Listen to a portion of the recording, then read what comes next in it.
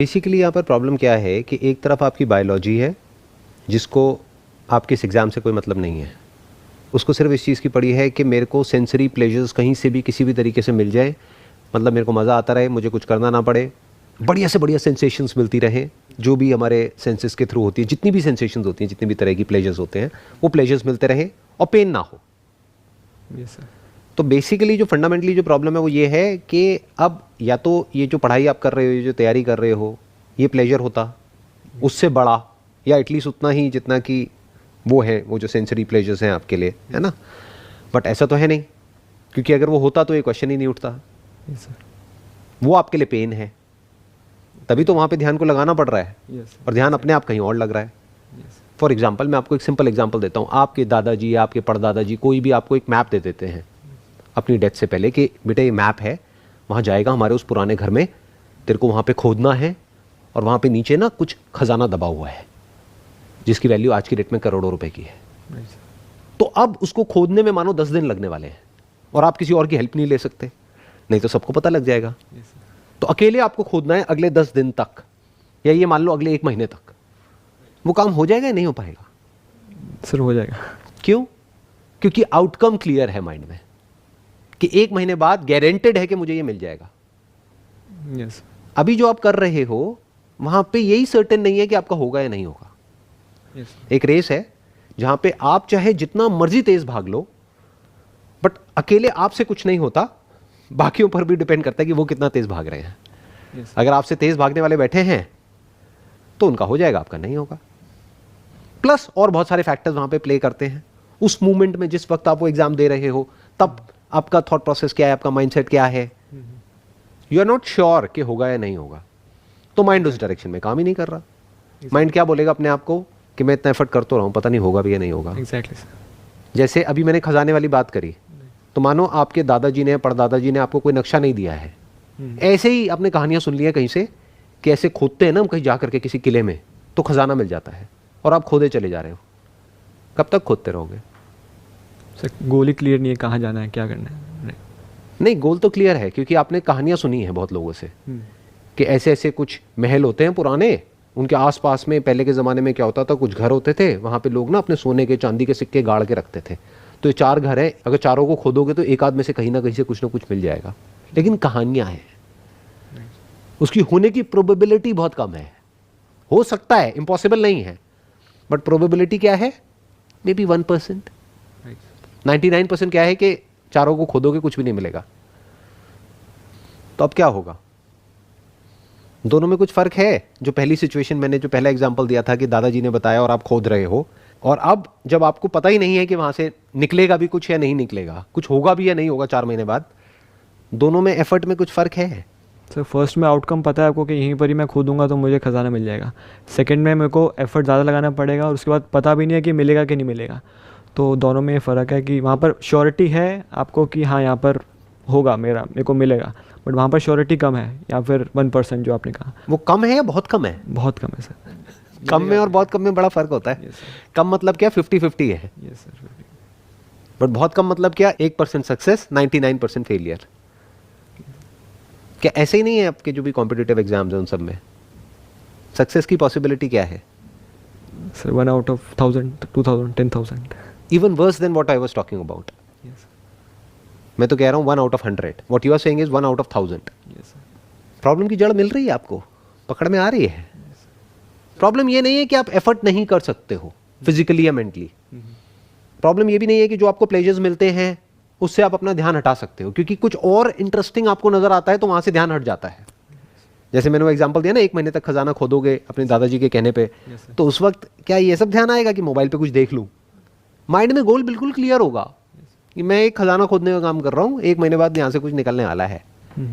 Sir but daily का outcome हम कैसे सेट करें? फॉर एग्जांपल मैं स्टार्ट कर रहा हूँ, मुझे नहीं पता कि लेट्स से रात में क्या आउटकम निकल के आएगा। ये तो लॉन्ग टर्म की बात होगी फॉर एग्जांपल कॉम्पिटिटिव एग्जाम में। बट डेली बेसिस पे जैसे कुछ स्टूडेंट्स बात कर रहे हैं कि मैं डेली बेसिस पे गोल बनाता हूँ, और देन वो पता नहीं चलता कि 6 महीने बाद आप किस लेवल पे पहुँच जाते हो, और आपको एक एंड ऑफ लाइट, टनल के बाहर जो लाइट है वो दिखने लग जाते हैं कि हाँ मैं कर सकता हूँ क्रैक। बट वो उन्होंने बोला कि डेली बेसिस पे आपको चलना पड़ेगा, डेली बेसिस पे आपको एफर्ट डालने पड़ेंगे, तो वहाँ पर आउटकम स्टिल थोड़ा क्लियर होता है कि हाँ मैं अगर ऐसे ऐसे चलूँगा तो शायद। कोई भी ये नहीं बता सकता कि आप कितना काम करोगे और उसके बेसिस पे आपका क्रैक होगा या नहीं होगा। क्यों? क्योंकि हर एक के लिए काम की डेफिनेशन अलग अलग है। आप हो सकता है दिन में 4 घंटे काम करोगे और कोई सीनियर है जिसका क्रैक हो गया है, उसने आकर के आपको सलाह दे दी कि भाई इस तरह से अगर आप डिसिप्लिन को आप फॉलो करोगे, डेली दिन में 4 घंटे करोगे या 6 घंटे करोगे और ये नहीं करोगे तो आपका हो जाएगा। वो किस बेस पे बोल रहा है? आपके बेस पे, अपने बेस पे, अपने एक्सपीरियंस के बेस पे। बट क्या आप और वो सेम हो बॉडी वाइज और साइकोलॉजी वाइज? आपकी जो साइकोलॉजी है, आपकी जो बॉडी है, वो सेम है या अलग अलग है? बिल्कुल अलग अलग है सर। तो फिर ये फॉर्मूला कहां से आया? अब मैं आपको डिमोटिवेट नहीं कर रहा हूं, मैं आपसे सिर्फ क्वेश्चनिंग कर रहा हूं। कुछ लोग जो इंटेलिजेंट नहीं है ना, वो इन बातों को ये समझेंगे कि मैं डिमोटिवेट कर रहा हूं। मोटिवेशन का मतलब वो क्या समझते हैं कि कहीं भी रेस हो रही है, वहां पे जाकर के बोलते रहो अरे बहुत बढ़िया हो जाएगा, तेरा हो जाएगा, never give up, go on go on go on. ये नहीं है मोटिवेशन। मैं क्या कर रहा हूं, मैं आपसे एक्चुअल में समझने की कोशिश कर रहा हूं कि प्रॉब्लम क्या है, उसकी जड़ क्या है और उसका सोल्यूशन क्या है। सो जो प्रोडक्टिविटी की डेफिनेशन है वो सबके लिए अलग अलग है। ऐसे ऐसे लोग हैं जिनका पास में क्रैक हुआ है, मेरी बात को वेरीफाई करना हो तो उन लोगों से जाकर के बात कर लो जिनका क्रैक हुआ है, 10 अलग अलग लोगों से। 10 का प्लान सेम नहीं मिलेगा। कोई होगा जो कहेगा कि मैंने दिन में 2-3 घंटा काम किया, बाकी टाइम रिलैक्स किया। कोई होगा जो कहेगा मैंने तो दिन में 12-12 घंटे काम किया। उसका भी हो गया, उसका भी हो गया। अब आपके लिए दोनों में से सही कौन सी है? ऐसे समझना होता है कि 10 अलग अलग लोग अपनी अलग अलग स्ट्रैटेजीज बताएंगे। अगर आप ध्यान से समझोगे कि उसने क्या किया, कैसे किया। उन 10 में से किसी की गर्लफ्रेंड होगी, किसी की नहीं होगी।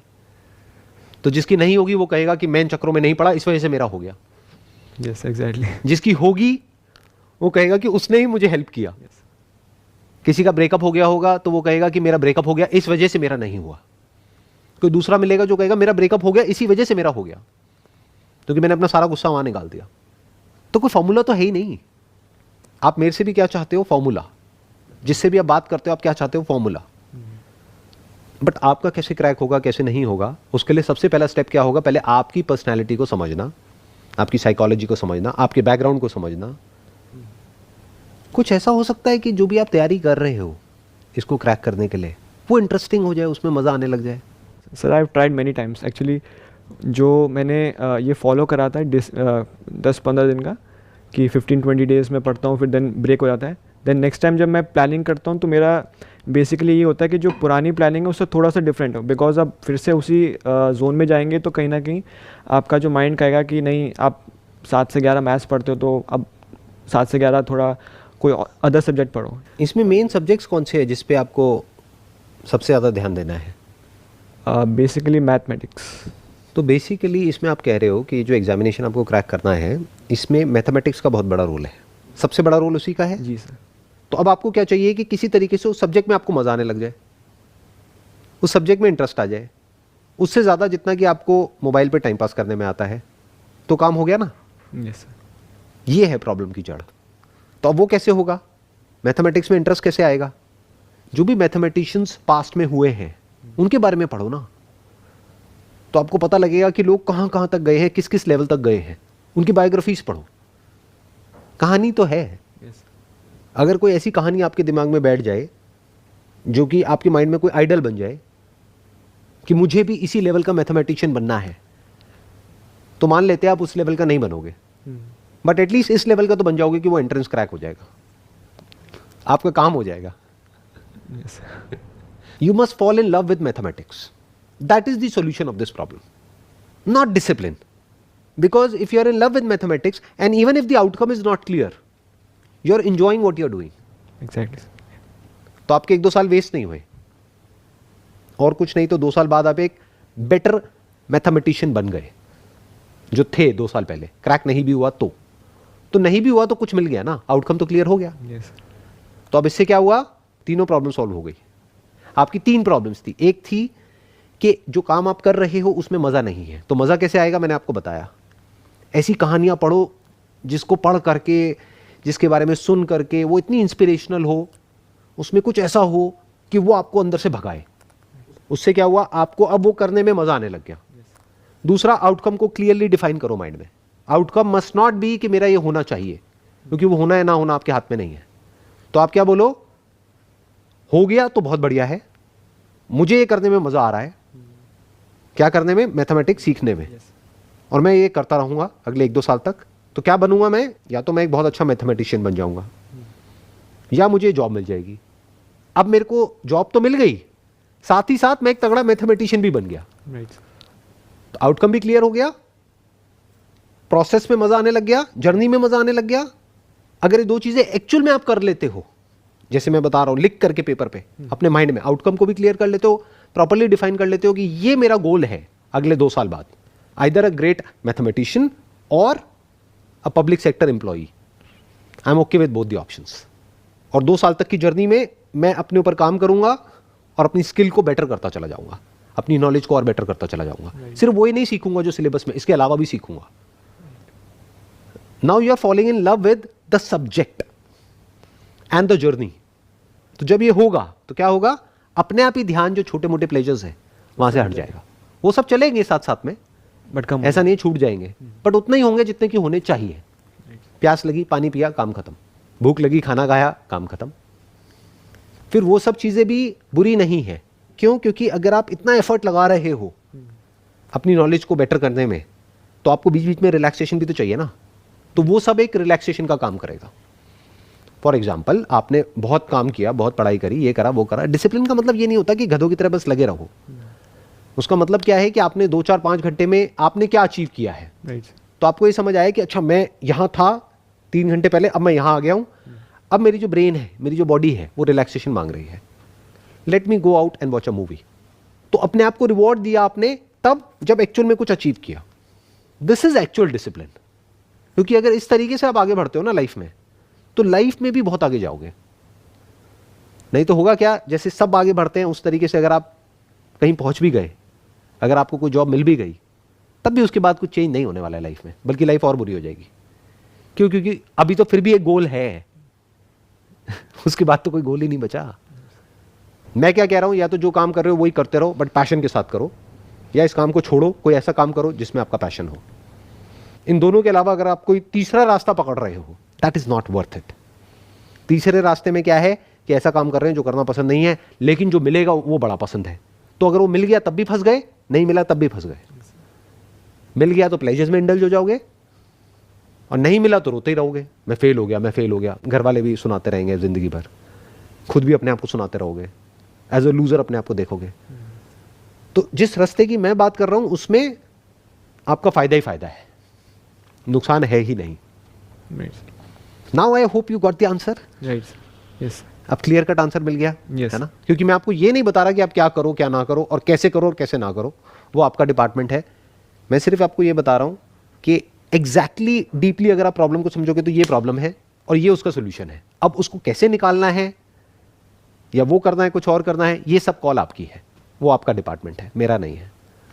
तो जो भी लोग देख रहे हैं, आई एम श्योर अगर वो भी डीपली समझ पाए हैं कि मैं क्या बोल रहा हूँ, किस लेवल से बोल रहा हूँ, और आप भी अगर समझ पाए हो, तो आई एम श्योर कि अब आप बहुत क्लियरली चीज़ों को देख सकते हो और बड़ी आसानी से सॉल्यूशंस निकाल सकते हो अपनी प्रॉब्लम्स के।